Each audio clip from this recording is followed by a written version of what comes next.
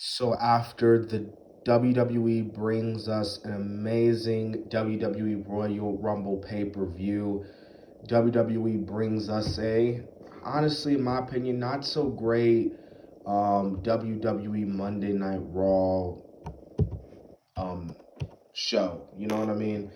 Now, I wouldn't say it was bad, but it didn't, the usual. It just felt like a usual Monday Night Raw.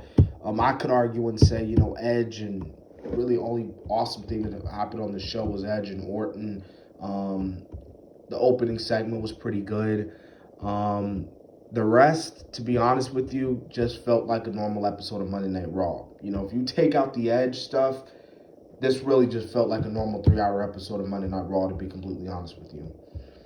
So, but speaking of Edge, we kick off the night with Drew McIntyre, the WWE champion, talking about how, how his win against Goldberg and everything, how it was amazing, and talking about the Rumble. He praised Bianca Belair, he praised Carmella and Sasha, and he praised Roman and KO, and and he was just about to get the Edge, but Edge comes out, and McIntyre, he praises Edge, says that Edge has been a mentor to him, talking about Edge has helped him a lot in his career, and yeah, man, he's just happy to have Edge back, and was happy for him to win the Rumble. But then you would think Edge would get on the mic and do the same thing, would praise McIntyre.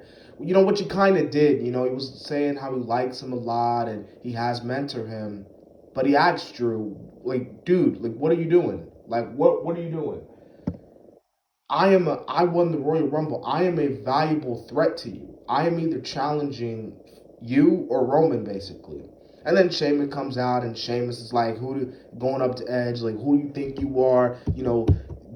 Standing in the face of our world champion, the man that's carried this company basically for the past year while you were at home, yada yada yada, that whole 9 yards.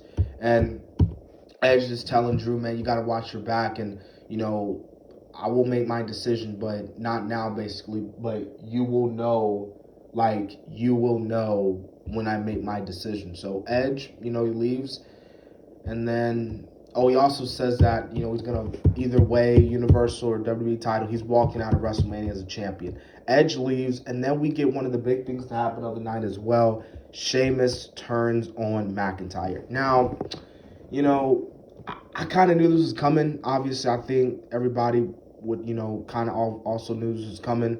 I just thought this was going to happen around Royal Rumble. I thought it was going to be Sheamus and McIntyre for the Rumble. Now, what they could do, because WWE I think they got like 2 pay-per-views left. You still got Elimination Chamber and then Fastlane coming up. So, or if you just have Fastlane or something, you do McIntyre and Sheamus at one of those pay-per-views, or you do McIntyre versus Sheamus at Rumble, but that's only if like Edge challenges, Roman, which I think who he should challenge for it. I think he should challenge Roman for the title. Anyways, yeah. Oh, and Sheamus, basically saying that he and McIntyre are no longer friends. The classic heel stuff. We get Riddle versus Lashley, U.S. title. Lashley, this is, in my opinion, just a squash match. Lashley just killing, Riddle to the point where even, MVP was like, yo, like, brother, calm down. And basically they were talking about how, Lashley's just pissed off because all those guys eliminated him and stuff like that, how he didn't win the Rumble. And it's like, if you notice, man, they've been teasing dissension into her business for weeks now, which I don't really like, in my opinion. I think you should not break up the Hurt business. They are too good, in my opinion. You should not break them up. MVP has made that. They're all just good together. So we get a couple of backstage segments. We get Bad Bunny hopping out of his amazing car. Randy Orton cuts an amazing promo. We get Xavier Woods and Kofi Kingston hyping up their match. We get Xavier Woods versus Mustafa Ali. This matchup, was okay for what it was. Both two good guys in the ring. But I don't know about you guys, and I understand you got to give Xavier Woods some wins here, but because Ali can't just keep winning over Xavier Woods every single week. But I was not a fan of Ali losing it all. I think Ali should not be losing right now, and I think you should be building him up and maybe get Ali versus Kingston at Mania. So we get Miz TV with Bad Bunny and the Miz, and you know the whole shit that happened there. I'm not gonna really get into that. Damian Priest makes his official Raw debut by defeating the Miz. Awesome. Hopefully they don't squash Damian Priest and put him on main event 2 months from now, like they always do.